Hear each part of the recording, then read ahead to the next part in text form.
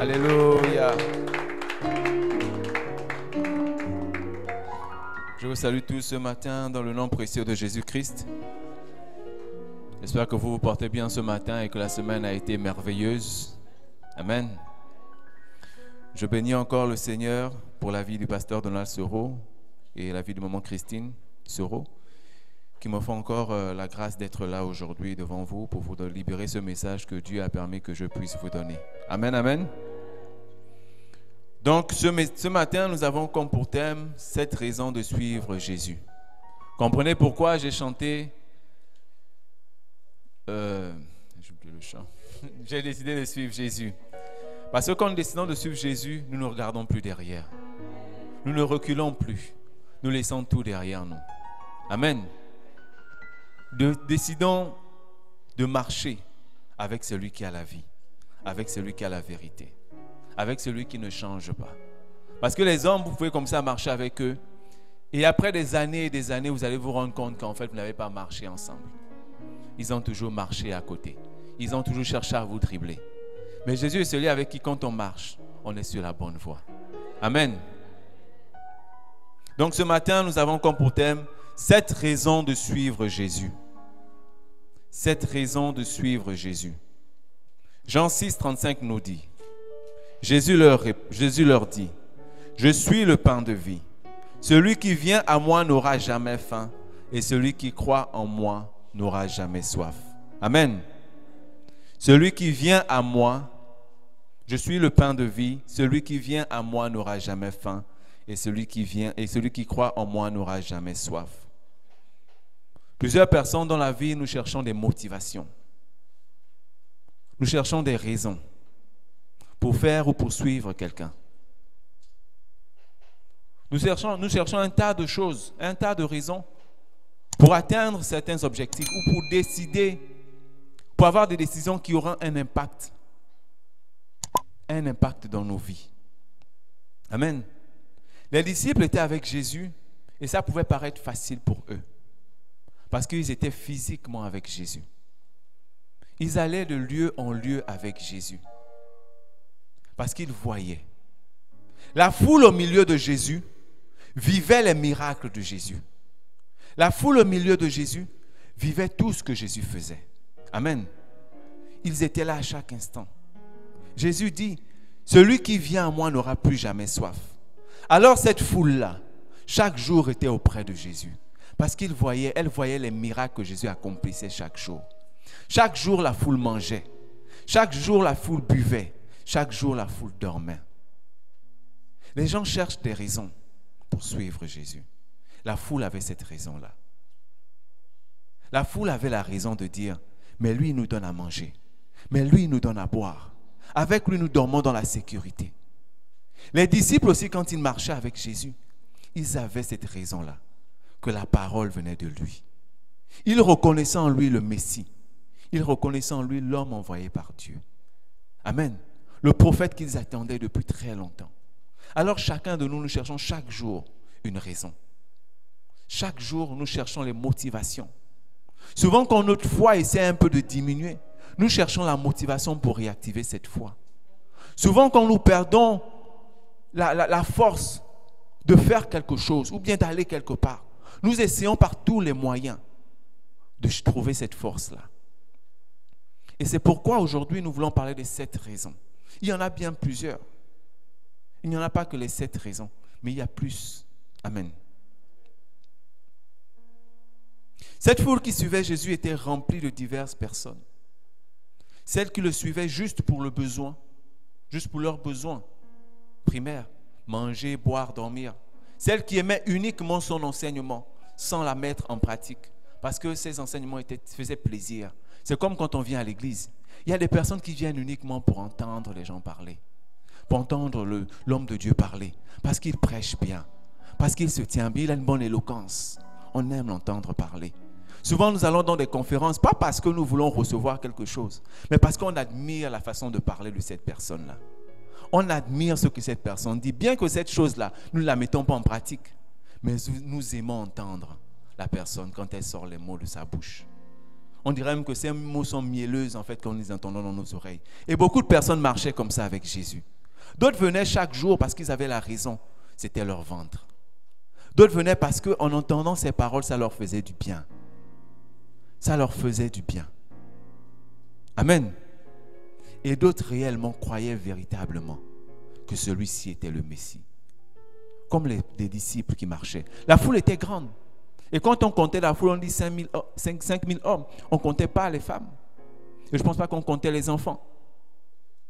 La foule était énorme. Mais dans cette foule-là, il y avait des catégories de personnes. Dans la foule dans laquelle nous sommes aujourd'hui, il y a aussi des catégories de personnes. Souvent, nous pouvons nous rassembler à des milliers, à des centaines de milliers. Mais dans cette foule-là, il y a des gens qui suivent véritablement. Mais chacune de ces personnes a une raison. Chacune de ces personnes est venue pour un but. Chacune de ces personnes est venue pour un objectif précis. Amen. Parce que tu n'es pas quitté de chez toi simplement parce que tu cherchais à te promener.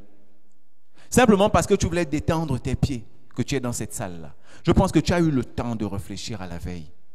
Tu as eu le temps d'apprêter tes vêtements. Tu as eu le temps d'apprêter même ton moral pour être là ce matin. Tu as eu le temps de planifier. Tu as eu le temps d'économiser même pour ton taxi. Parce que tu es venu pour une raison. Amen. Et Dieu veut que cette raison-là t'emmène réellement à suivre Jésus. Amen. Dieu veut que cette raison t'amène réellement à suivre Jésus. Nous aujourd'hui, quelles sont nos raisons? Quelles sont nos motivations de suivre Jésus? Amen. Devons-nous suivre Jésus comme la foule? Est-ce que nous devons être comme la foule qui suit uniquement Jésus pour ses miracles? Parce que Jésus a guéri. Parce qu'on a un enfant qui est paralytique, on a un enfant qui est malade, on amène à Jésus, on a vu des guérisons et Jésus guérit. Et puis c'est fini. Jésus dit, je suis le pain de vie. Amen. Jésus dit, je suis le pain de vie. Jean 6, 26 nous dit, Jésus leur dit, en vérité, je vous le dis, vous le cherchez parce que vous avez vu des miracles, mais pas parce que vous avez mangé des pains et que vous aviez été rassasiés. Amen. Et que vous avez été rassasiés. Étant assis dans cette salle ou bien en regardant en ligne, nous avons tous une raison particulière, comme je l'ai dit tout à l'heure, de suivre. Nous avons des besoins. Nous avons des difficultés.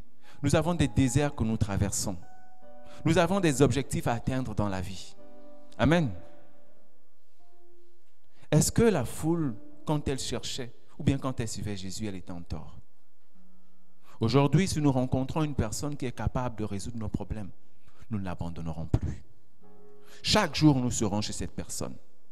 Chaque jour, chaque matin, c'est nous qui cognerons à sa porte. Nous serons son réveil matinal. Le soir, nous montrerons à cette personne, en fait, il se fait déjà 18 heures, il faut rentrer à la maison, on a besoin de toi. Parce que cette personne nous apporte ce dont nous avons besoin. Cette personne répond à nos besoins. Et Jésus répondait à ces moments-là aux besoins de toute la foule.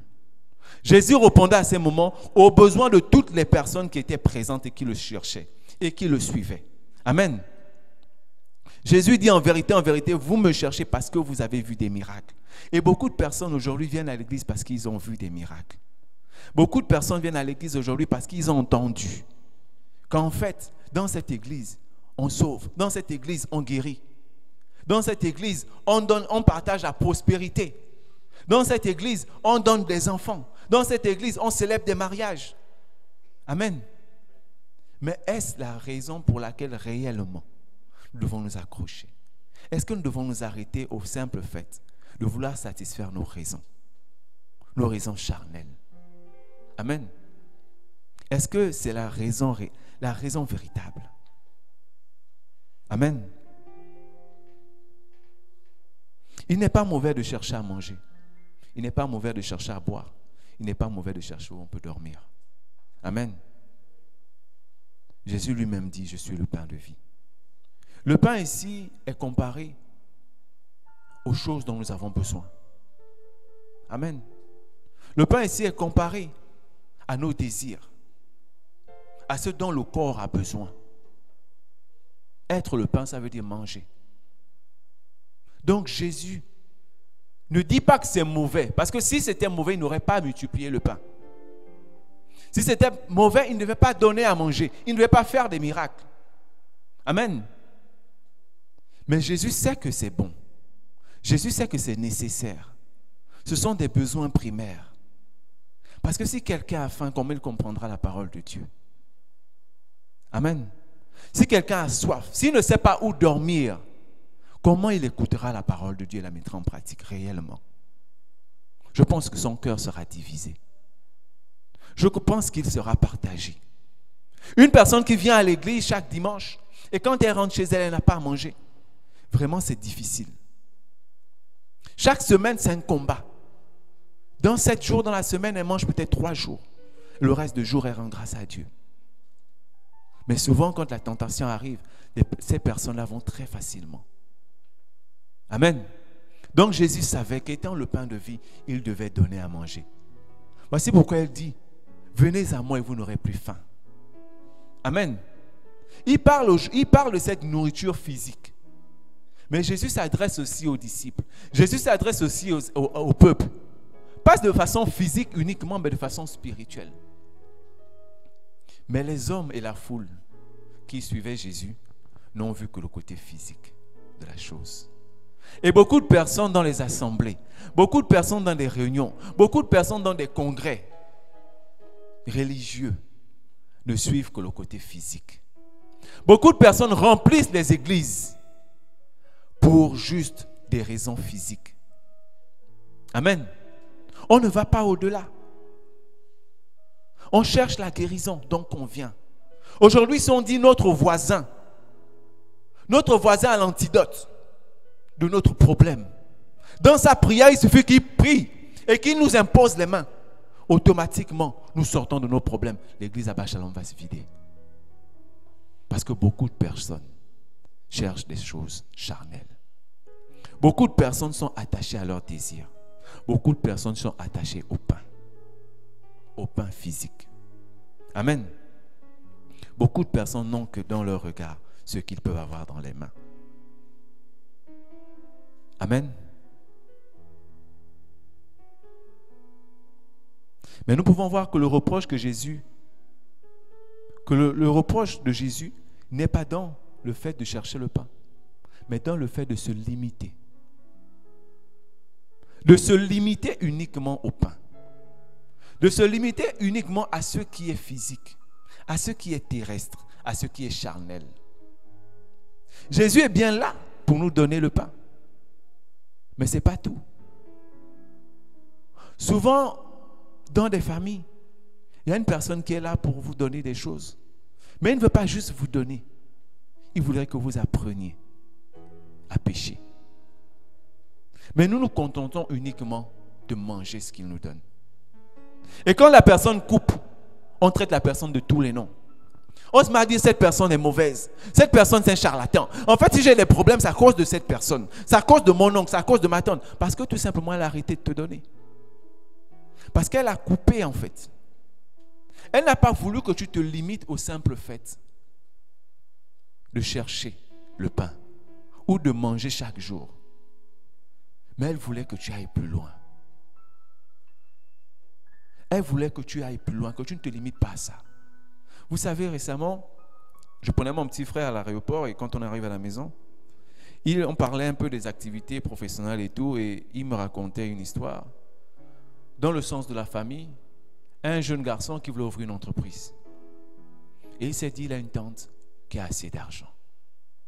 Donc il va vers la tante et il demande à la tante de lui faire un prêt. Vous voyez? Je viens dans la famille, je demande à la tante de me faire un prêt, je ne m'attends pas à ce que la tante me dise, bon, tu vas signer des papiers. Mais le frangin, quand la tante dit, tu vas signer des papiers, il hésite d'abord, mais il est dans le besoin. Alors, qu'est-ce qu'il fait? Il dit, ok, il signe. La tante dit, tu reconnais que tu vas me rembourser au bout d'un an, si tu ne me rembourses pas, tu me donnes telle chose en gage. Et comme il avait une voiture, tu me donnes ta voiture en gage. Au bout d'un an, si tu n'as pas remboursé les 2 millions. Ou bien, j'ai des parts dans l'affaire que tu vas ouvrir. Le gars, il valide. Mais derrière, qu'est-ce qu'il fait? il va parler à toute la famille que sa tante n'a pas été bonne avec lui. Que comment sa propre tante peut lui demander de signer un papier. Comment sa propre tante peut lui demander de faire telle ou telle chose, de prendre un engagement comme ça. Ce n'est pas possible. Pour lui, il voulait se limiter au simple fait que sa tante devait lui donner de l'argent. Et comme on connaît comment on fait les remboursements en famille, on n'aurait pas fait. Amen. Il a raconté, il a mal parlé de sa tante. Mais il y avait le papier qui était signé. Il fallait respecter les engagements. Parce que ça t'engage, ce papier-là. Tu sais forcément que le business que tu as ouvert, si tu ne rembourses pas l'argent au bout d'1 an, la tante peut revenir. Si le business est équivalent à 2 millions, elle récupère ton business. Si c'est une voiture, elle récupère. Mais avant les 1 an, le neveu est venu. Il a donné 1,5 million. Il a dit à sa tante, pour le moment, je n'ai trouvé que ça. Accorde-moi encore un peu de temps. Je pense que c'était au bout d'1 an, il a donné 1,5 million. Mais il a dit, accorde-moi encore un peu de temps. Au moins 2 mois pour donner les 500 000. Et il est venu. Au bout des 2 mois, il a donné les 500 000. Et qu'est-ce que sa tante a fait? Sa tante lui a remis les 2 millions. Il lui a demandé de continuer son affaire. En fait, c'était pour le pousser à aller plus loin, à chercher plus loin. Beaucoup de personnes s'arrêtent uniquement, limitent leur engagement avec Jésus, limitent leur raison avec Jésus, tout simplement au fait de voir ce qui est physique, au fait d'obtenir rapidement, au fait d'être satisfait rapidement. Je veux la guérison, alors dès que j'ai la guérison, je suis parti. Beaucoup de personnes sont venues dans cette assemblée. Elles ont certainement reçu. Mais au bout d'un temps, elles ont disparu. Et comme on a des raisons pour venir à Jésus, on a aussi des raisons pour s'éloigner de Jésus. Amen. Nous avons aussi des raisons pour nous éloigner de Jésus. Les gens s'accrochent uniquement au pain éphémère. Les gens s'accrochent uniquement au pain terrestre, à la chair. Amen. Mais Jésus dit encore dans sa parole, dans Matthieu 6, 33, cherchez premièrement le royaume et la justice de Dieu, et toutes ces choses vous seront données par-dessus tout. Amen. Cherchez premièrement le royaume et la justice de Dieu, et toutes ces choses vous seront données par-dessus tout. Pour nous dire de ne pas arrêter sur le terrestre. Amen. Jésus veut nous dire par là de ne pas nous arrêter sur le terrestre au détriment du spirituel et de ce qui est éternel. Et de ce qui est éternel. Combien de personnes ont vu leurs promesses s'arrêter? Combien de personnes ont entendu des promesses sur leur vie? Mais au moment où ils entraient dans cette promesse, au même moment, ils voyaient la chose s'arrêter. Je pense que nous sommes plusieurs. Nous nous sommes arrêtés à ce qui était visible. À la simple raison qui nous a menés à Christ. À la simple raison qui nous a permis à un moment donné de notre vie de nous rapprocher de Christ. D'essayer de faire un pas avec lui. Mais quand nous avons été satisfaits, quand la raison a été légèrement grattée, la solution a été légèrement trouvée, on a commencé à abandonner Christ. On le fait beaucoup quand nous sommes malades. Quand le médecin nous donne une ordonnance, nous sommes nombreux. On prend cette ordonnance et dès qu'on se sent un peu mieux, on commence à oublier les jours. On commence à oublier de prendre à midi. On dit non, je vais me rattraper le soir. Et le soir, on dort. On dit non, c'est demain, je vais prendre. Beaucoup, après, on rechute. Après, on refait le néro-palu. On dit non, oh, je suis un malade parce que tu n'as pas suivi. Et parfois, tu as même déjà du mal à aller chez le médecin. Parce que tu sais que tu n'aurais pas respecté ton ordonnance. Parce que tu t'es limité à ce que tes yeux ont vu, à ce que ton corps a ressenti. Et la foule au milieu de Jésus se limitait au pain. La foule au milieu de Jésus se limitait à la guérison. La foule au milieu de Jésus se limitait uniquement à ce qui était charnel. Au fait tout simplement de satisfaire les désirs de son corps, les besoins de son corps. Et nous, parce qu'on veut satisfaire les besoins de notre corps, on abandonne complètement l'éternité. On abandonne ce qui est essentiel. On abandonne ce qui est important. Parce que la raison de suivre Jésus, c'est bien manger, C'est bien de boire. C'est une bonne raison. Mais faudrait-il encore aller au bout de cette raison? Amen. N'aura plus jamais faim. Mais les gens se sont juste limités à la journée. Ils sont venus à Jésus pour manger uniquement pour la journée. Et quand 20h est arrivé, 18h est arrivé, la faim a recommencé. Et beaucoup nous sommes comme ça spirituellement. Quand on vient à Jésus, on a des problèmes. Quand on vient à Jésus, on est sûr qu'il a la solution à notre problème. Jésus est là, on prie nuit et jour. On peut suivre Jésus partout où il nous emmène. Les disciples et la foule suivaient Jésus de lieu en lieu partout où il allait. Même quand Jésus allait dormir, ils étaient là avec Jésus. Quand Jésus se déplaçait, Jésus prenait la barque pour aller de l'autre côté. Il cherchait à prendre des barques pour aller de l'autre côté. Parce qu'il cherchait Jésus. Il n'y avait pas encore la connexion. Mais les autres de l'autre côté étaient connectés. Pourquoi? Parce qu'ils cherchaient Jésus. Pour ce que Jésus pouvait apporter pour la journée. Et beaucoup comme ça, nous cherchons Jésus pour ce qu'il peut nous apporter parce que nous voulons une augmentation financière. Nous voulons une promotion. Nous voulons un mariage glorieux. Nous voulons avoir une belle maison, une belle femme, une belle voiture. Nous voulons être reconnus. Nous voulons être des hommes de Dieu célèbres, des serviteurs de Dieu célèbres dont nous venons à Jésus. Mais nous nous limitons uniquement au pain que Jésus peut nous donner. Amen.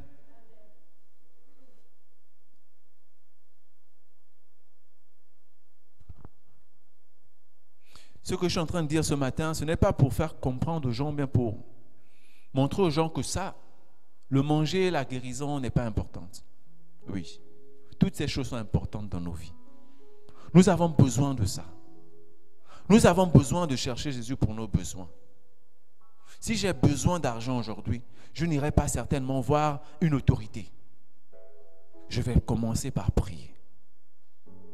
Je vais commencer par demander à celui à qui j'ai donné ma vie. À celui en qui je me ressource. Parce qu'aujourd'hui, tu dois comprendre que la source de ta vie n'est pas l'homme qui est à côté de toi, n'est pas la femme qui est à côté de toi, ou n'est pas la raison de ce que tu attends de Dieu, de ce que tu veux voir dans ta vie. Mais la raison de ta vie, c'est Dieu. La source de ta vie, c'est Dieu. Et ce matin, la guérison est importante dans ta vie. Tu es malade, tu souffres. Tu n'arrives plus à te lever. Ce paralytique que Jésus a guéri, il avait certainement il voulait se voir comme les autres. Il voulait marcher. Il voulait danser. Il voulait jouir de son corps et de sa vie. Amen. Mais il ne pouvait pas parce qu'il était malade. Mais celui-là avait besoin de guérison. La foule qui suivait Jésus, elle ne suivait pas Jésus parce qu'elle avait beaucoup de nourriture chez elle. Elle suivait Jésus parce qu'elle mourait de faim. Parce qu'elle avait besoin de manger. Parce qu'elle avait besoin de boire. Mais ils ont vu que la foule a vu que Jésus pouvait multiplier le pain. Jésus pouvait multiplier le poisson. Alors elle suivait Jésus parce que son ventre était dans le besoin.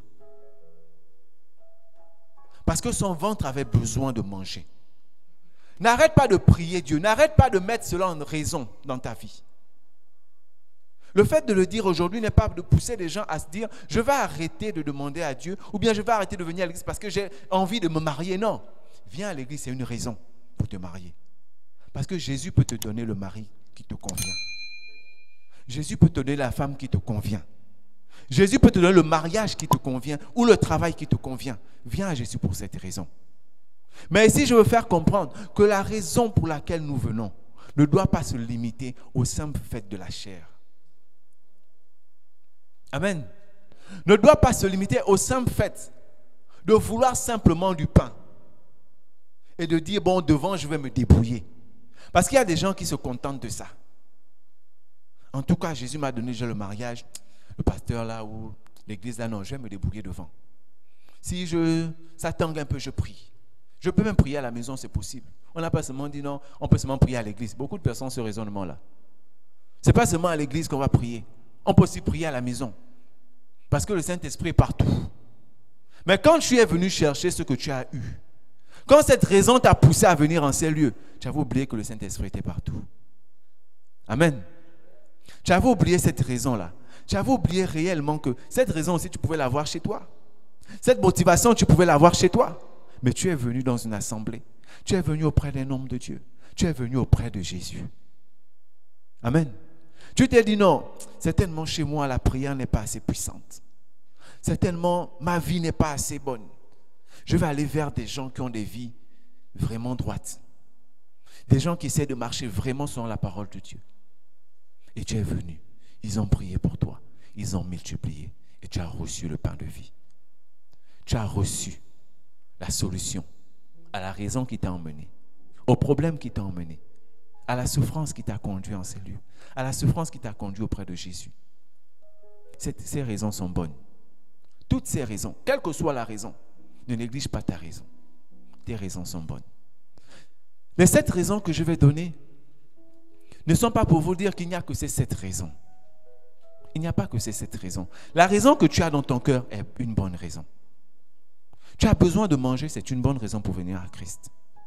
Tu as besoin de changer de vie, c'est une bonne raison pour venir à Christ. Tu as besoin de guérison, c'est une bonne raison pour venir à Christ. Tu as besoin d'enfanter, c'est aussi une bonne raison. Amen. Jésus est capable. Mais Jésus ne veut pas que tu te limites là. Jésus ne veut pas que tu te limites uniquement aux choses terrestres et que tu abandonnes les choses éternelles, que tu abandonnes les choses spirituelles. Parce que quand on commence à avoir des choses, on abandonne l'essentiel. On se contente de ce qu'on peut avoir, du peu qu'on peut avoir. Amen. Parmi les 7 raisons, nous avons l'amour du Christ.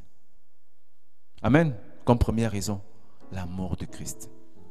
Jésus-Christ nous a montré un amour qui n'a aucune unité de mesure temporelle. Il nous a montré un amour qui n'a aucune unité de mesure temporelle. Son amour n'est pas mesuré dans le temps. Amen. Tu n'as pas mesuré l'amour de Jésus comme tu mesures l'amour d'un homme.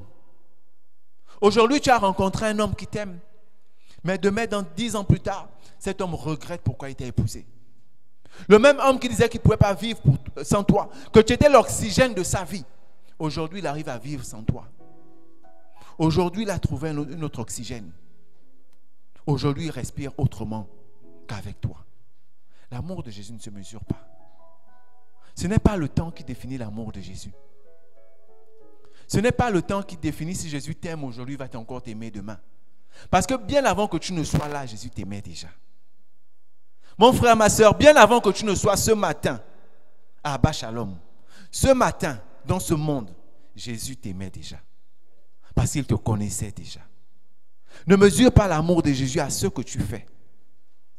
Amen. Ne mesure pas l'amour de Jésus par tes actes. Parce que même quand tu es dans le péché, Jésus t'aime. Amen.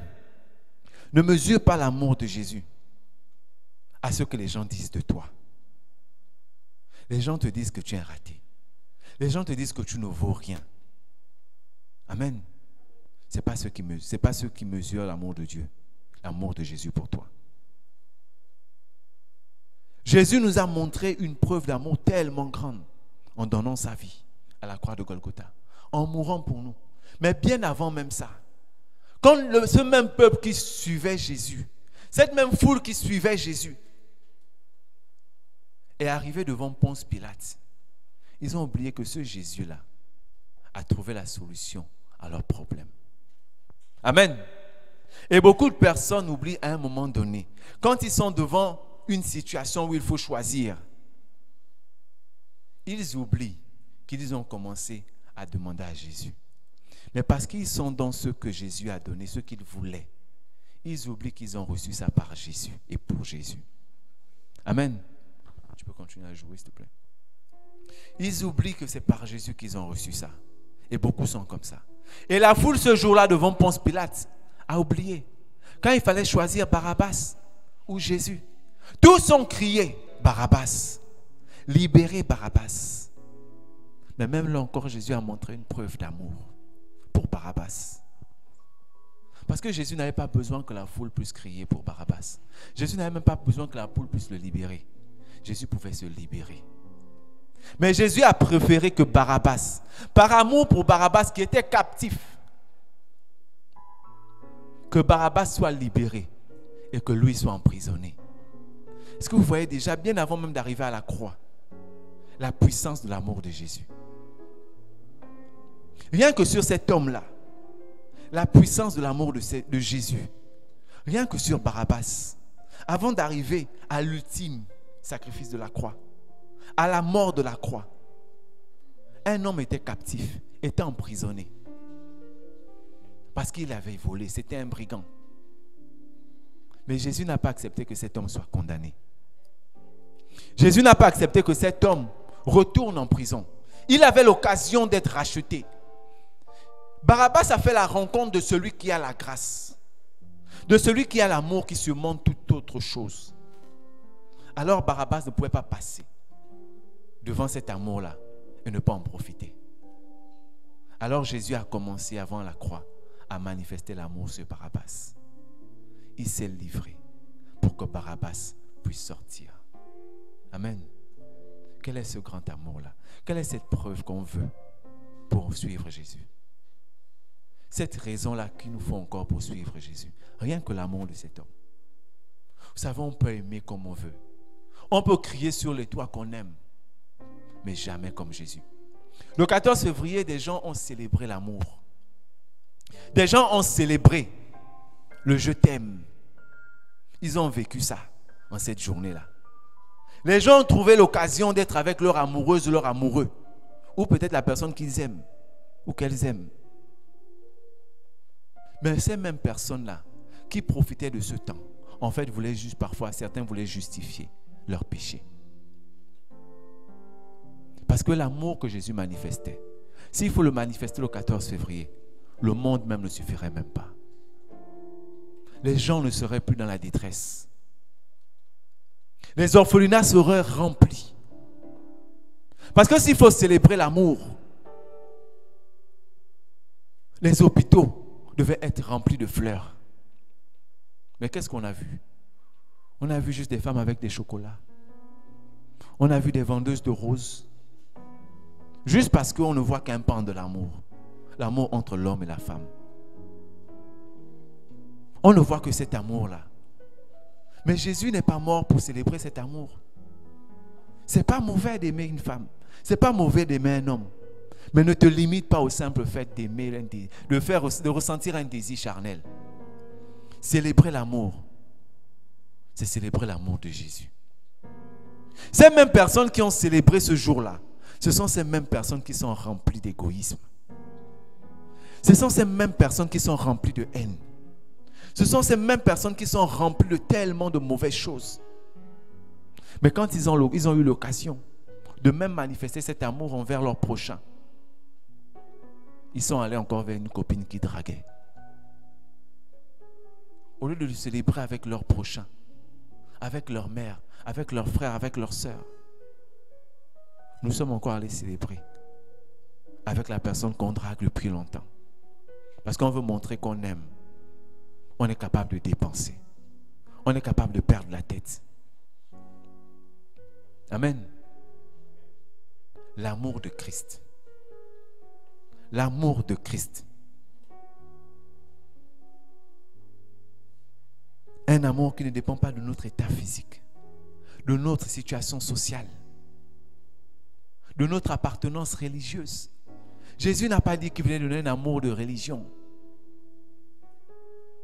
Jésus est venu transmettre l'amour. Cet amour agapé. Cet amour qui permet d'aimer son prochain. Amen. Éphésiens 3, 19 nous dit: et connaître l'amour de Christ, qui surpasse toute connaissance, en sorte que vous soyez remplis jusqu'à toute plénitude de Dieu. Connaître l'amour de Christ, qui surpasse toute connaissance, en sorte que vous soyez remplis jusqu'à toute la plénitude de Dieu. Quand l'amour de Christ est en nous, nous sommes totalement remplis. Nous sommes totalement envahis. Nous sommes totalement inondés. Amen. Christ a manifesté son amour jusqu'à la croix, en se livrant lui-même en sacrifice à la croix de Golgotha pour nous. Tout le monde sait. Si une personne vient te poser la question, pourquoi il est mort à la croix de Golgotha? mais c'est par amour. Il n'y a pas une plus grande preuve que quelqu'un qui donne sa vie pour l'autre. Ça, c'est souvent difficile de trouver ça. Un ami peut te jurer qu'il peut te donner sa vie. Mais quand arrivera le danger, il sera le premier à fuir. Dans un couple, vous allez voir des gens, quand le danger arrive, il oublie même qu'il était marié. Il est le premier à se sauver. C'est souvent chez les mamans qu'on observe parfois cet amour. Et même encore aujourd'hui, avec les mamans Android, ça devient difficile. Ah oui, avec les mamans Android, ça devient difficile. Parce qu'elles ont plus l'amour sur la nouvelle technologie. Elles ont plus l'amour sur les réseaux sociaux. Elles oublient leurs enfants. Mais il y a eu des mamans, il y a encore des mamans qui sont prêtes à se sacrifier, à donner leur vie pour leur progéniture, qui sont prêtes à faire tout ce qu'il faut pour que leur progéniture sorte de la situation dans laquelle elle est. Et Jésus a donné tout ce qu'il avait. Il a donné jusqu'à sa vie à la croix pour manifester l'amour. Amen. Jean 15, 13 nous dit, il n'y a pas de plus grand amour que de donner sa vie à ses amis. Il n'y a pas de plus grand amour. Quel que soit ce que tu peux créer, quelle que soit la définition de l'amour que tu peux donner, il n'y a pas de plus grand amour que de donner sa vie pour ses amis. Jésus a dit à ses disciples, vous êtes mes amis. Il a appelé ses disciples mes amis. Au lieu de chercher qu'est-ce que l'amour, Jésus leur a montré. Qu'est-ce qu'était l'amour? Donner la vie. Donner sa propre vie. Amen. Quand je faisais mes recherches sur l'amour de Jésus, on ramenait toujours sur Dieu. Dieu a tant aimé le monde qu'il a donné son Fils unique. En fait, pour nous dire que l'amour de Jésus n'est comparable qu'à l'amour de Dieu. Je cherchais, je me disais, mais comment je peux pas trouver l'amour de Jésus-Christ? Chaque fois, on te ramène à l'amour de Dieu. Parce que cet amour est juste comparé à l'amour de Dieu. Parce que Dieu a tant aimé le monde qu'il a donné celui qu'il avait de plus cher. Jésus a tant aimé les hommes qu'il a donné sa propre vie.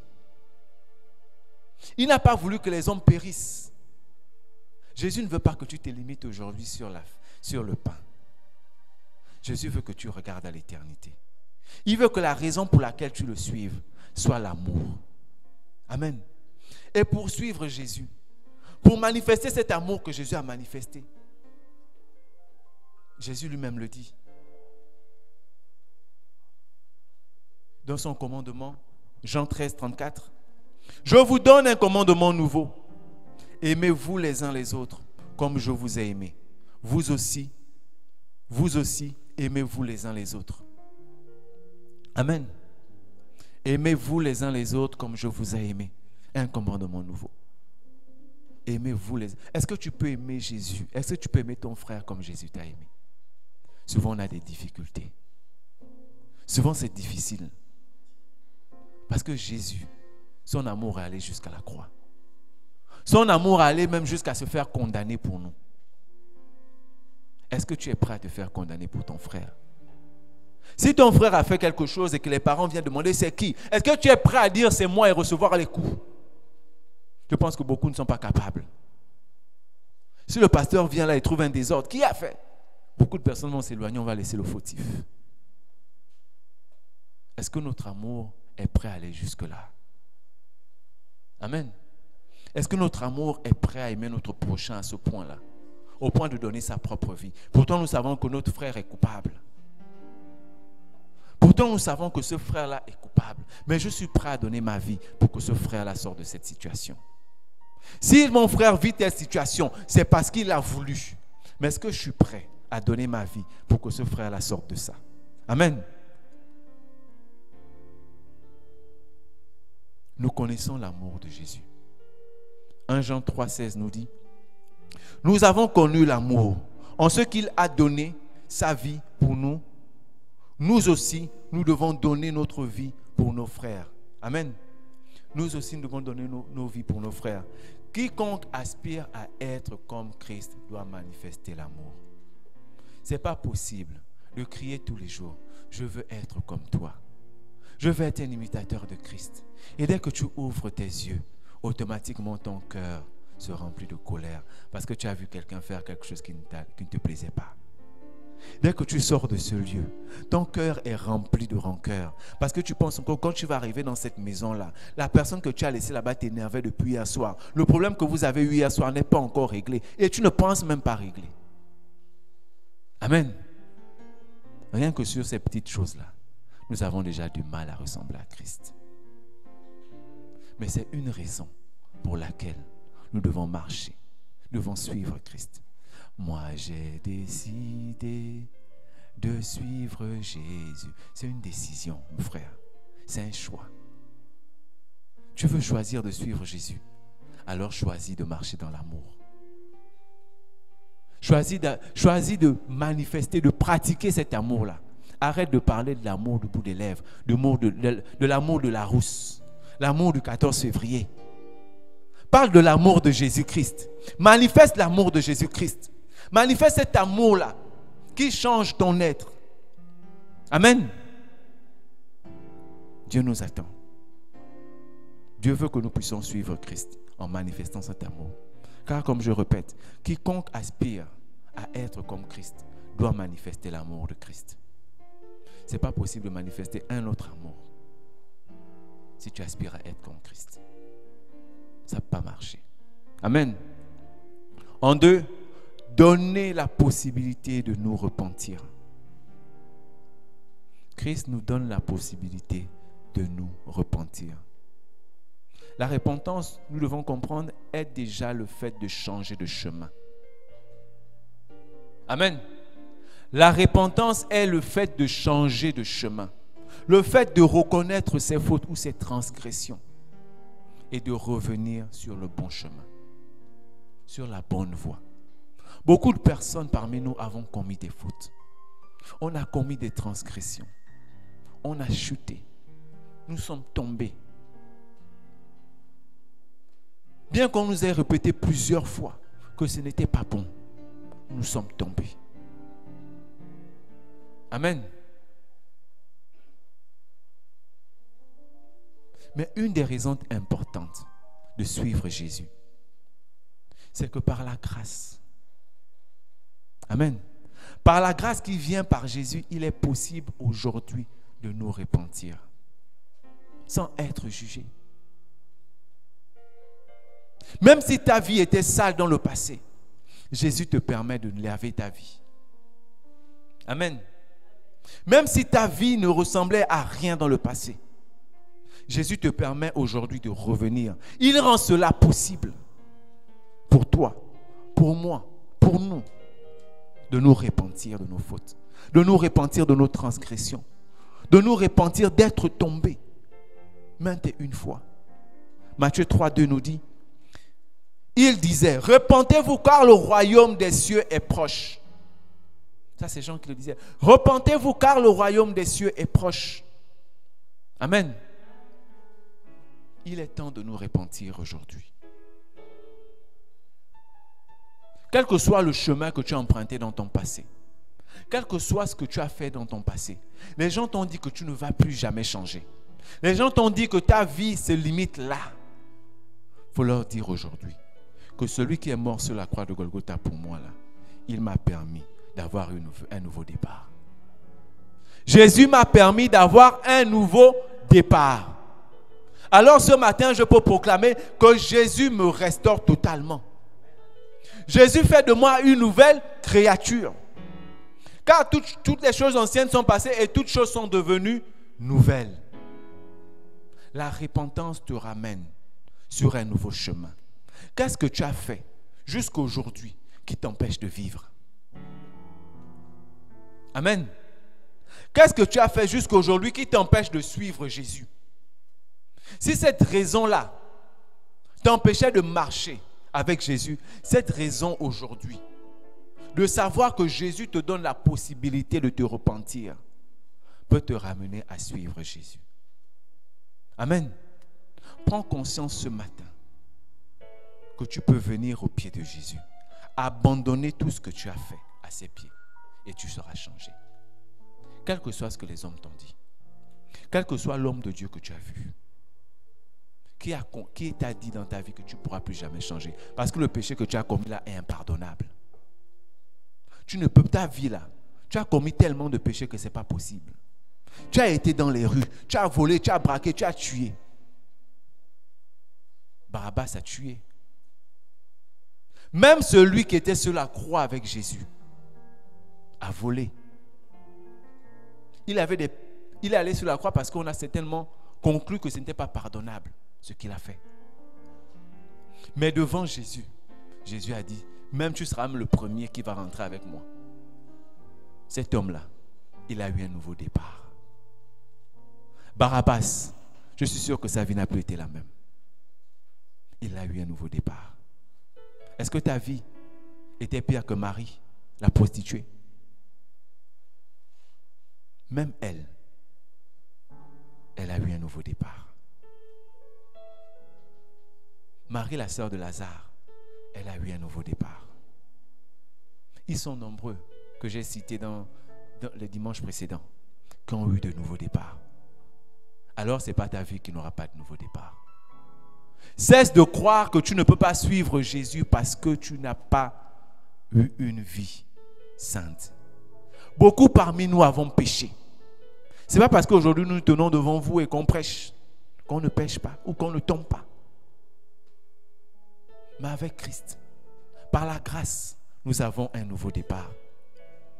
Le pouvoir de l'expiation de Jésus est disponible pour tout, pour tous, mais nous devons choisir de le laisser agir dans nos vies.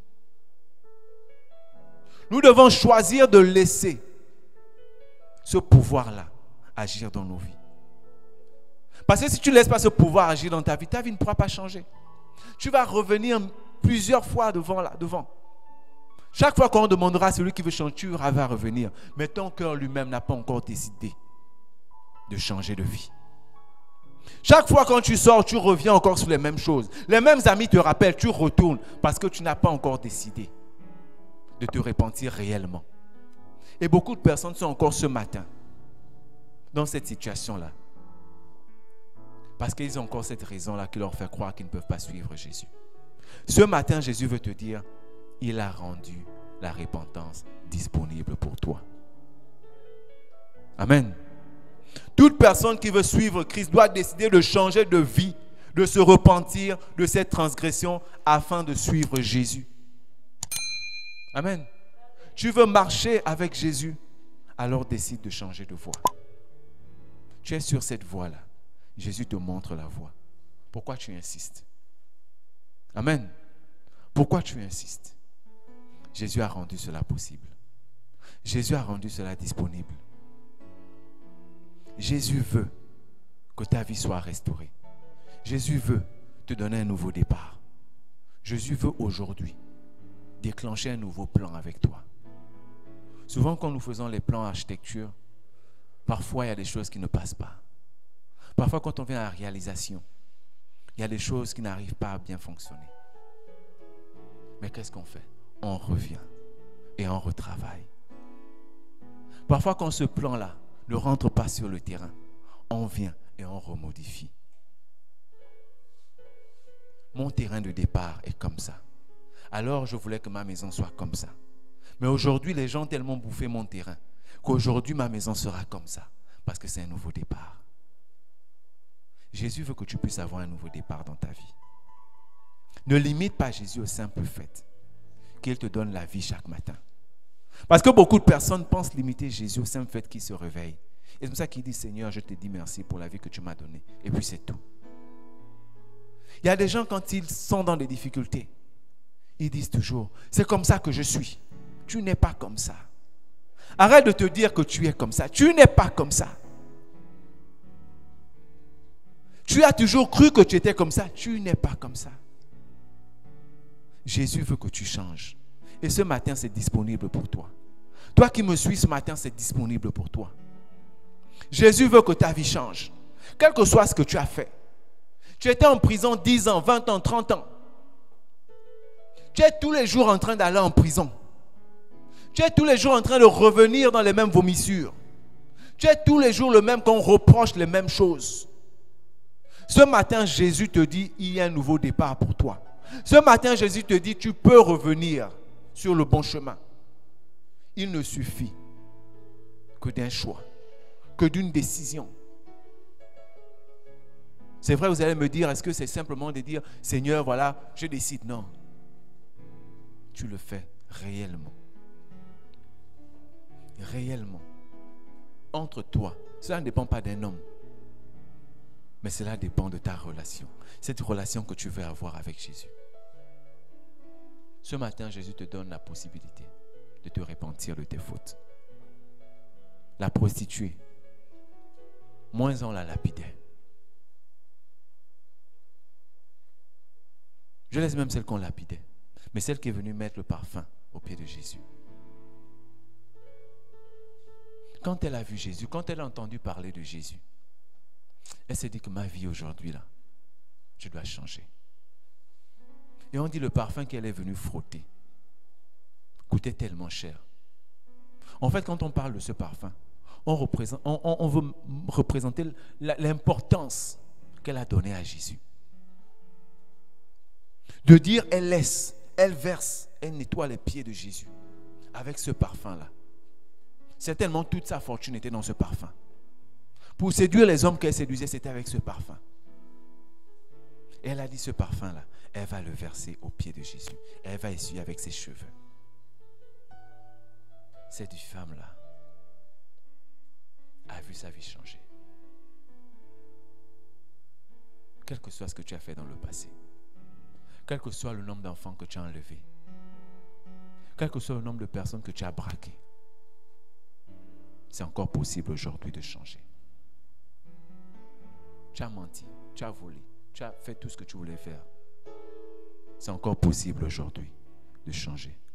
Ne laisse pas les gens te faire croire que tu es ce qu'ils disent que tu es. Amen. Tu n'as pas été créé pour accompagner les autres.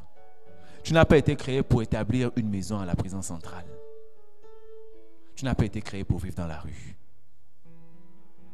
Tu as été créé parce que Dieu avait un plan pour toi. Et son plan est toujours disponible pour toi. En fait, le simple fait de dire repentance, c'est parce que son plan est encore disponible. Il n'efface pas. Son plan est disponible jusqu'au moment où tu vas décider. Jusqu'au moment où tu décides de changer, il te donne le plan. Et tu suis simplement les orientations. Amen. Suivre Jésus. Une des raisons de suivre Jésus, c'est aussi le pardon. Le pardon de nos péchés. Parce qu'il pardonne nos péchés. Amen. Jésus pardonne nos péchés. À la croix, Jésus est mort pour nous. Nous avons cette phrase qui dit « Père, pardonne-leur car ils ne savent pas ce qu'ils font. » Au moment où on crucifiait Jésus, au moment même le peuple était dans la joie, parce que Jésus était crucifié. On se partageait même sa tunique. Mais Jésus a quand même fait sortir de sa bouche « Père, pardonne-leur car ils ne savent pas ce qu'ils font. » Amen.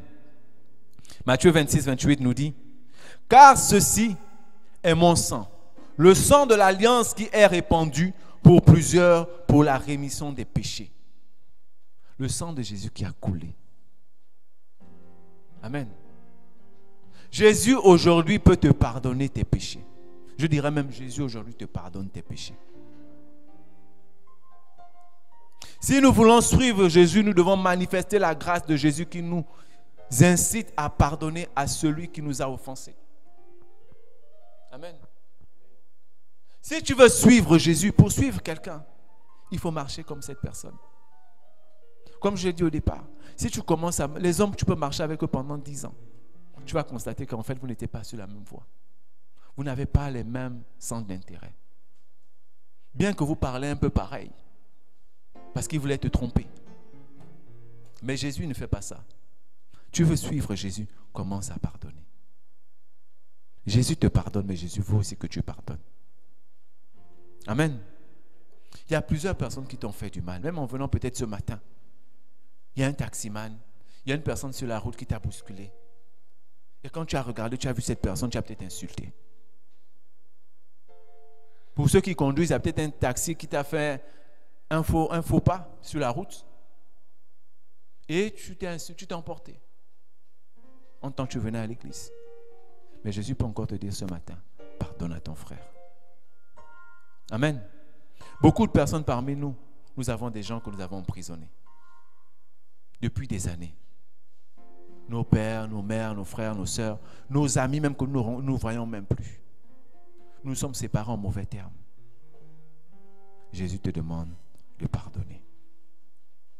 La grâce apporte aux coupables ce qu'ils ne méritent pas.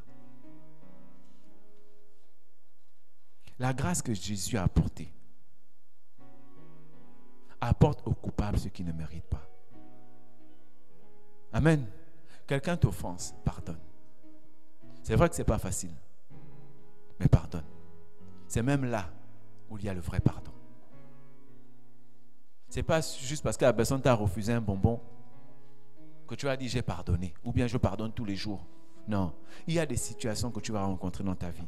Il y a des choses qu'on t'a certainement fait.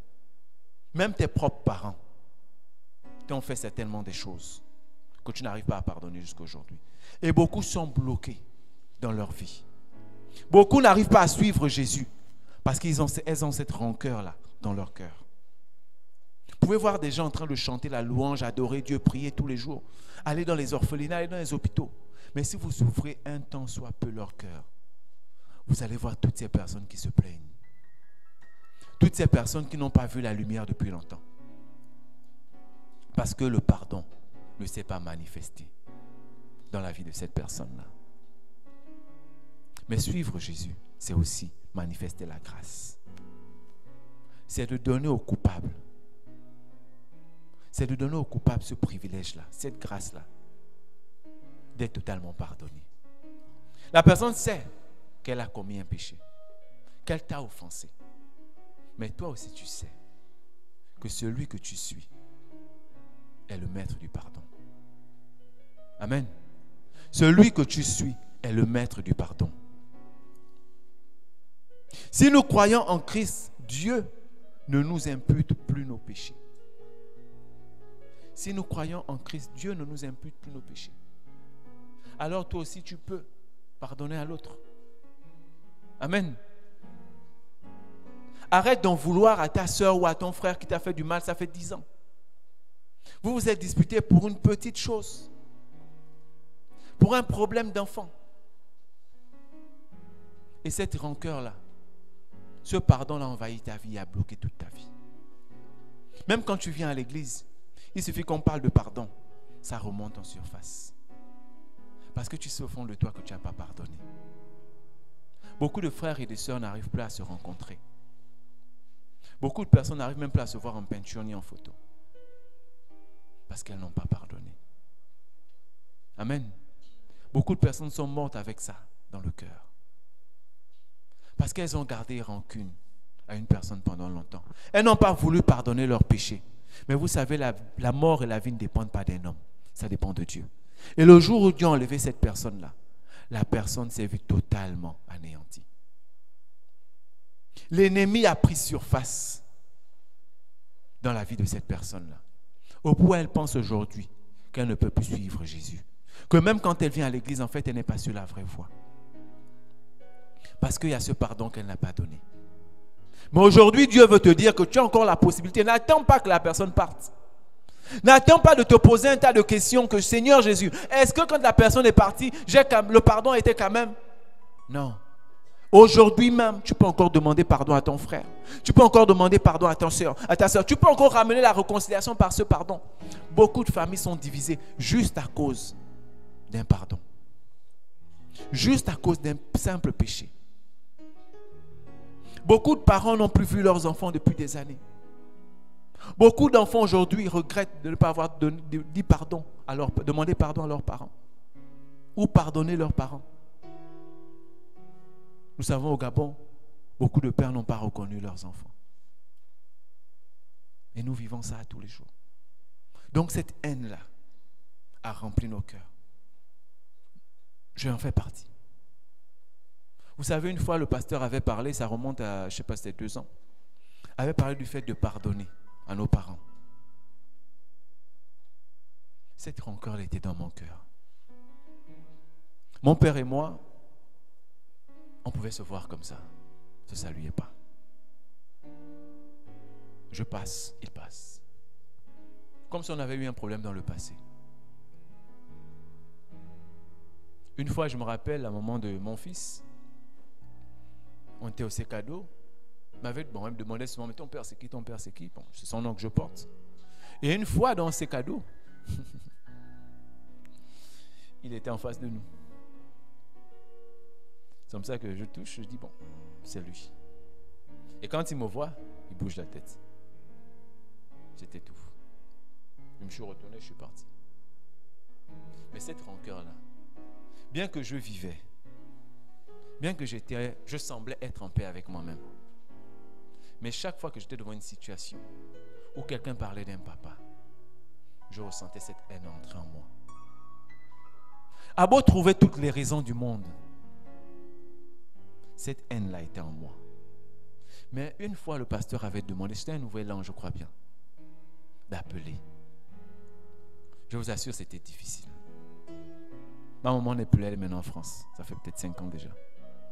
Je lui ai demandé, est-ce que tu as encore son numéro? Elle me l'a envoyé. Et j'ai appelé. Bonjour, comment ça va? Il m'a bien répondu. J'ai même dit que Dieu te bénisse. Toi aussi, que Dieu te bénisse. Et je ne sais pas comment, mais ce que j'ai ressenti au-dedans de moi, je sentais que j'avais vidé cette haine-là. Alors n'attends pas que la personne parte. N'attends pas que cela ne soit plus disponible. Que la personne ne vive pas. Parce qu'on pense peut-être que bon, comme la personne est partie, devant Dieu, je vais demander pardon. Oui, devant Dieu, tu vas demander pardon. Mais cette personne qui est partie avec un chagrin. Moi, j'étais rempli. Toi, aujourd'hui, tu as besoin de pardonner à cette personne-là qui t'a offensé, qui t'a fait du mal, parfois même involontaire. Tu as besoin ce matin de demander pardon. Tu as même besoin de venir vers la personne et dire pardonne-moi pour ce que je t'ai fait. Parce que beaucoup parmi nous avons aussi fait du mal. Nous n'avons pas reconnu notre tort. Et cela a blessé la personne. Au point où cette personne-là se méfie. Où cette personne-là reprend maintenant cette chose-là chez d'autres personnes. Parce qu'elle vit maintenant avec le mal que tu as causé en elle. Mais en Jésus, il nous a donné la possibilité de pardonner nos péchés. Parce qu'il pardonne nos péchés. Sur la croix de Golgotha, Jésus a versé son sang pour nos péchés. Le sang de Jésus représente cette alliance-là. Amen.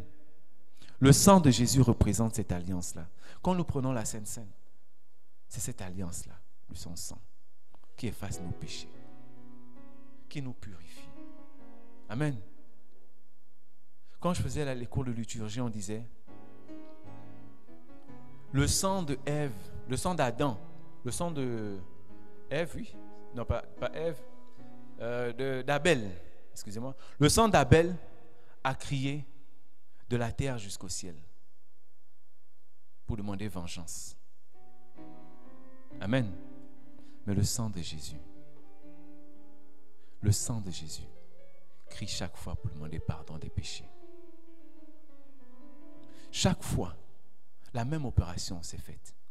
Le sang qui a crié pour la vengeance. Mais cette fois, le sang de Jésus a coulé de la croix pour nos péchés. Ce sang-là qui crie chaque fois que tu commets un péché, chaque fois que tu crois que tu n'es pas sorti d'un péché, ou que le péché était tellement grave que Dieu ne t'a pas pardonné, dis-toi que si le sang-là continue à couler, c'est que Dieu a déjà pardonné tes péchés. Alors tu peux suivre Jésus. Parce qu'aucun péché, aucune pensée que l'ennemi peut te mettre pour te condamner ne peut t'empêcher de suivre Jésus. Car à la croix, il a cloué toutes les condamnations. Amen. À la croix, il a cloué toutes les condamnations. Et ce matin, Jésus te délivre de ce péché. Alors, si tu cherches une raison pour suivre Jésus, dis-toi que Jésus pardonne encore ce matin ton péché que tu as commis hier. Ce péché que tu as commis le 14 février, Jésus te pardonne. Alors, n'aie pas honte de suivre Jésus. La voie est grandement ouverte. Quel que soit ce que tu as fait, tu as volé, tu as menti. Jésus te pardonne encore ce matin. Amen. N'aie pas honte. Éphésiens 1,7 nous dit, En lui, nous avons la rédemption par son sang, le pardon des péchés. Toujours par le sang. Dans l'Ancien Testament, on voyait qu'à chaque fois qu'ils avaient commis des péchés, ils devaient venir tuer un agneau, ils devaient faire un sacrifice. Mais Jésus, c'était devenu long. Les animaux devaient finir. Alors il fallait que lui-même, l'agneau même, descende.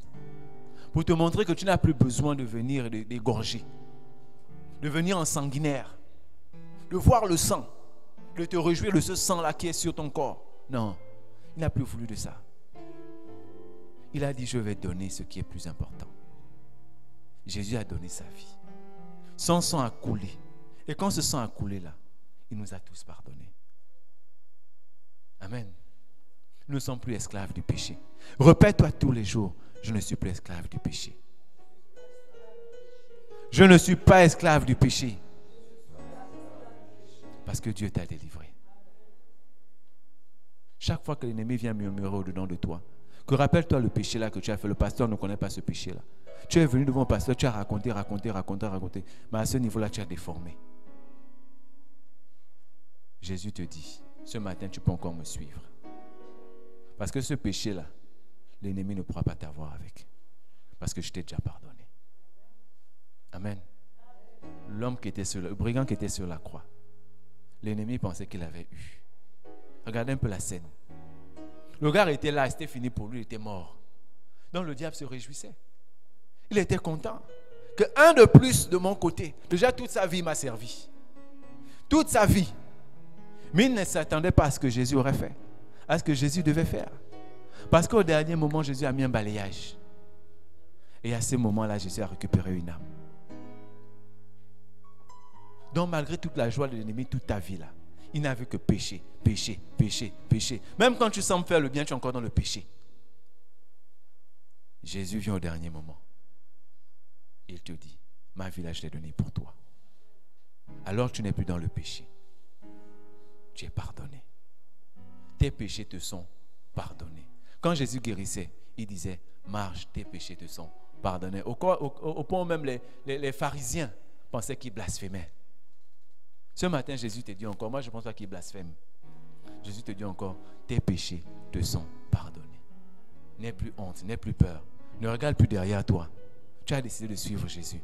La croix devant toi et le monde derrière toi. Jésus devant toi et tes péchés derrière toi. Tu n'es plus esclave du péché. Amen. Jésus t'a payé au prix de son sang. Alléluia. Amen. Alléluia. Amen.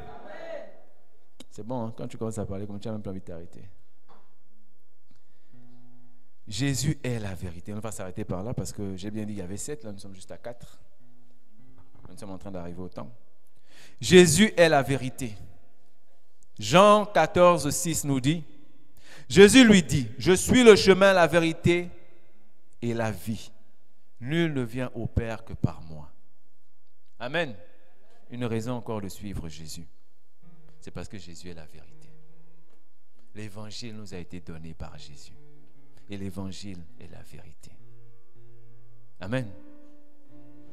Jésus déclare clairement, je suis le chemin et la vérité. Il ne dit pas que la vérité est une religion, que la vérité est un rite, que la vérité est encore un ensemble de lois. Jésus n'a pas dit ça. Jésus a dit, je suis la vérité. Je vais même laisser le chemin.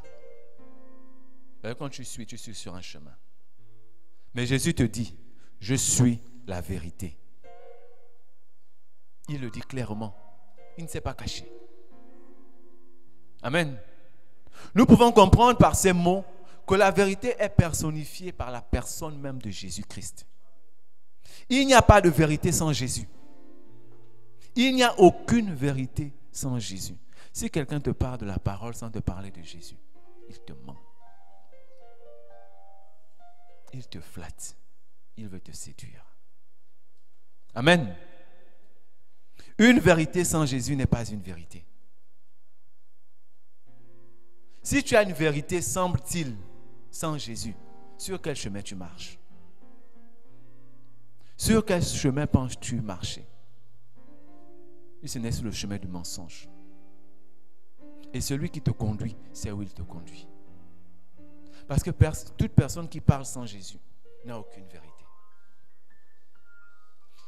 On ne peut pas séparer Jésus de la vérité. On ne peut pas parler de la vérité sans parler de Jésus. Amen. Parce que Jésus est le chemin, la vérité, la vie. Il le dit clairement. Il ne s'est pas caché. Il n'est pas allé par parabole, bien pour te raconter. Non. Il t'a dit, je suis la vérité. Donc ce qu'il te dit, c'est la vérité. Quand la foule était en train de suivre Jésus, quand je disais certains suivaient Jésus par l'enseignement, mais sans mettre en pratique, ça leur faisait du bien dans leurs yeux parce qu'ils savaient que c'était la vérité. Ils savaient que c'était la vérité. Les disciples qui croyaient en Jésus savaient que Jésus était la vérité. Quand Pierre dit à Jésus, où irions-nous? Parce que la foule est partie. Et Jésus dit, pourquoi vous ne partez pas aussi? Et Pierre répète, où irions-nous, Seigneur? Tu as les paroles de la vie. À qui irions-nous? À qui irions-nous? Tu as les paroles de la vie. Qu'est-ce que tu cherches aujourd'hui comme vérité? Tu fais d'église en église, de religion en religion. Aujourd'hui tu es branhamiste, demain tu es tel, demain tu es tel. Tu cherches quoi? La seule vérité, c'est Jésus. Jésus n'a pas imposé une religion. Jésus n'a pas dit cette religion-là a la vérité absolue. Il n'y a pas de vérité absolue sans Jésus. Les autres même vont te dire que viens, j'ai la vérité. Ou bien la vérité est chez moi.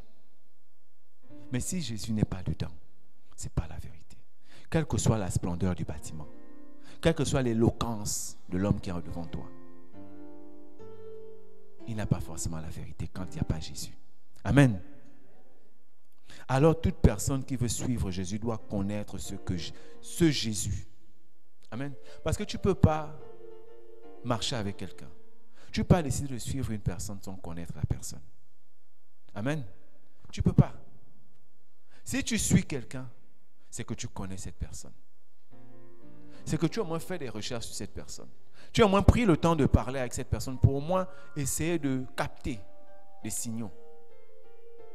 À part les moutons qui peuvent se balader comme ça.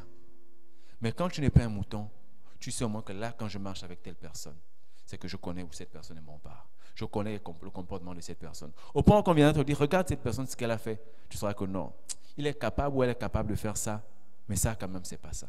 Tu peux te tromper, oui, mais quand même, tu connais ta personne. Amen. Donc, quand tu veux marcher, quand tu veux suivre quelqu'un, apprends d'abord à connaître la personne. Apprends à connaître Jésus et cette vérité-là. Amen. Nul ne peut marcher avec une personne sans avoir la connaissance de cette personne. Jean 8, 32 nous dit, vous connaîtrez la vérité et la vérité vous affranchira. Amen. Tu peux pas marcher avec Jésus sans être affranchi. Tu ne peux pas. Je l'ai dit dernièrement, quand tu rencontres le véritable Dieu, ta vie ne peut plus rester la même. Tu ne peux pas être avec Jésus et demeurer dans le mensonge. C'est toi tous les jours, tu mens. Même quand il ne faut pas mentir, tu mens. Même quand on t'a attrapé, tu mens. Tout récemment, mon frère, celui qui a il a une salle, un espace de fête, et il avait un gardien. Et souvent, comme il reste à Port-Gentil, et le gardien, il est quasiment seul, il s'assoit avec le voisinage. Et le voisin disait à mon frère quand il venait, mais on voit tes chaises tout le temps passer, tes chaises tout le temps passer. Quoi, tu as envoyé quelqu'un prendre les chaises? Il dit non, c'est pas possible. On dit c'est ton gardien, il dit non, c'est pas le gars. Je ne peux pas payer une personne et la personne me vole. C'est pas possible. Donc, à un moment donné, il s'est vraiment rendu compte que ces chaises disparaissaient. Jusqu'à quand il a renvoyé le gardien. Parce qu'en même temps, le gardien s'est plaint que non, tu me payes un peu. Donc, il a renvoyé le gardien. Il a dit, bon, c'est pas grave. Tu as au moins 150 000 francs de salaire et tu te plains. En même temps, tu restes là, tu reçois toutes tes personnes là. Ok, le gardien est parti. L'autre neveu est venu, il reste maintenant là-bas. Et le gardien venait maintenant chaque fois parler avec le neveu. Donc en fait, il était en train de planifier comment il devait faire puisqu'il avait encore le double des clés. Il avait fait le double des clés. Donc il venait, il se servait. Donc c'est ainsi qu'un jour, 99 jours pour le voleur et un jour pour le propriétaire. Un jour, le bon monsieur, il allait voler la débroussailleuse. On dit au frangin, non, c'est lui, non, c'est pas lui, il peut pas voler la débroussailleuse. On laisse encore. Mais maintenant, ce jour ultime, où le gars décide de venir voler avec un autre ami, un complice. Il décide de venir prendre le groupe électrogène. Parce qu'en fait, il se servait. La tronçonneuse, la machine, il allait vendre et il a rempli le bar de sa copine. Donc, il fallait encore qu'il vole quelque chose pour impacter encore sa copine, pour qu'elle sente encore que là, le gars, il est vraiment dans moi. Le gars, qu'est-ce qu'il fait? Il va maintenant voler avec son ami. Et qui va voler avec l'ami? Il oublie que le voisin, ce n'est pas le frère. C'est le voisin qui a la caméra.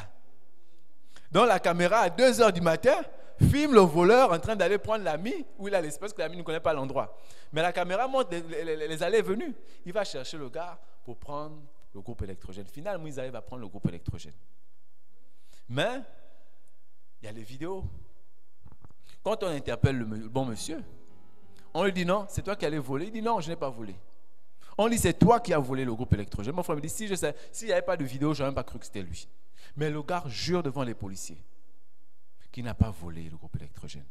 Il dit c'est son ami. En fait, la personne est venue voler le groupe électrogène. Mais lui, en fait, il est venu dire à la personne de ne pas voler. En fait, vous comprenez, c'est quand même bizarre. Parce qu'à 2 h du matin, on lui pose comme question, tu faisais quoi à 2 h du matin là? C'est ton visage qu'on voit. En fait, c'est pas comme si tu as montré le dos, on te reconnaissait le dos, mais on a vu ton visage. Mais tu dis, c'est pas toi qui voles. En fait, tu es venu, comme tu ne faisais que passer, et tu as dit à l'autre de ne pas voler. Comment tu vas faire ça? Donc, pour dire quoi? Même quand on attrape la personne, il ment. Il y a des gens comme ça. Il y a des gens qui mentent pour un rien. Et ce gars, il se retrouve en prison pour rien. Il a été déféré pour rien. Juste, on te dit de dire la vérité et de montrer où la chose se trouve. Tu dis, c'est pas toi. On te montre la vidéo, tu dis, c'est pas toi. Pourtant, tu te vois dans la vidéo. Mais tu dis, non, c'est pas moi. Moi, je suis juste passé. À 2 h du matin, je passais et j'ai vu le gars qui volait, je lui ai demandé de ne pas voler.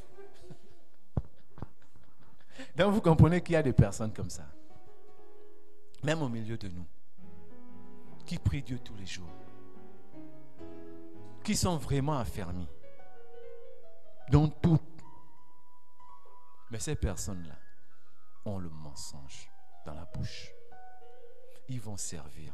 Ils vont faire tout ce qu'ils seront toujours disponibles. Mais ils mentiront toujours.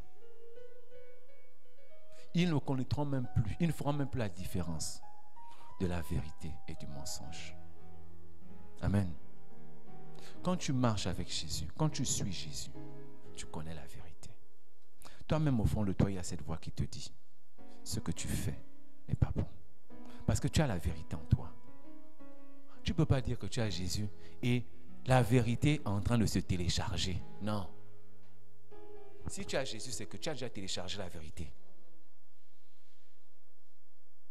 Alors tu ne peux plus mentir. Toi-même, même quand tu mens, tu as peur. Tu te sens bizarre. En fait, tu as l'impression que la personne sait que tu mens. Tu crois même qu'à chaque fois que la personne t'appelle, la personne a découvert ton mensonge. Parce qu'il y a cette vérité en toi qui te dit que tu as mal fait. Amen. Jésus est la vérité. La connaissance dont on parle ici n'est pas le savoir intellectuel d'une chose. Amen. Connaître, vous connaîtrez la vérité vous affranchira. Ce n'est pas la connaissance intellectuelle. Parce que la connaissance intellectuelle ne pourrait pas changer ta vie. Elle n'a aucune puissance. Tu peux savoir que Jésus est la vérité. Ça, c'est l'intelligence. Ça, c'est ce que tu as appris. Quand tu as médité la Bible, quand tu as lu la Bible, tu as eu cette information. Amen. Mais quand tu rencontres la vérité, elle change toutes choses en toi. Elle renouvelle toutes choses en toi. Jésus-Christ est le chemin, la vérité et la vie. Amen. Nous allons nous arrêter là pour aujourd'hui.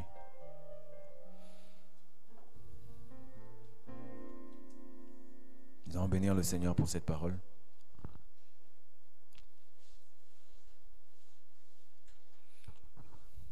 Éternel mon Dieu, nous te bénissons encore ce matin, Seigneur. Parce que nous croyons pleinement, Seigneur, que tu as libéré cette parole, Seigneur, pour que plusieurs personnes, Seigneur, soient sauvées, Seigneur. Pour que plusieurs personnes, Père éternel, Seigneur, décident et choisissent de marcher avec toi, décident de te suivre ce matin, Seigneur. Que toutes les raisons qu'elles avaient, Père éternel, Seigneur, ne se limitent pas au simple fait de se rassasier simplement, Seigneur, avec les choses charnelles, avec des désirs charnels, mais qu'ils aillent plus loin, Seigneur, au-delà même, Seigneur, du désir charnel, au-delà, Père éternel, des besoins de la chair, au-delà même des besoins primaires, Père éternel, qu'elles puissent, Seigneur, aller dans le côté spirituel, qu'elles puissent aller dans des profondeurs spirituelles. Seigneur, ce matin, Seigneur, nous te prions, afin que tu te manifestes en chacun de nous, et que ces raisons, Père éternel, Seigneur, nous remplissent totalement, afin que nous puissions, Seigneur, manifester ta présence dans nos vies. Nous avons besoin de toi, Papa. Nous avons besoin, Seigneur, que tu entres en nous, Seigneur. Nous avons besoin, Père éternel, que tu te manifestes au-dedans de chacun de nous, afin que nous ayons des raisons, Seigneur, des raisons de te suivre, Seigneur, jusqu'à l'éternité. Que nous ne puissions pas, Père éternel, Seigneur, empêcher, Seigneur, empêcher, Père éternel, la raison de l'éternité, Seigneur, de se manifester en nous. Nous voulons te suivre dans la vérité. Nous voulons te suivre dans l'amour. Nous voulons te suivre dans le pardon de nos péchés. Nous voulons te suivre dans la repentance. Seigneur, ce matin, nous avons besoin de toi. Il y a des personnes, Père éternel, qui ont besoin du pardon.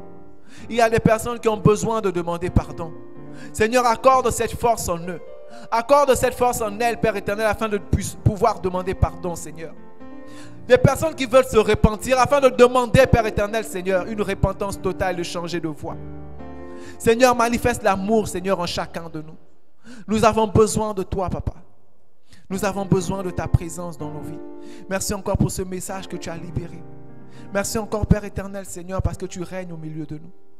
Au nom puissant de Jésus-Christ. Amen.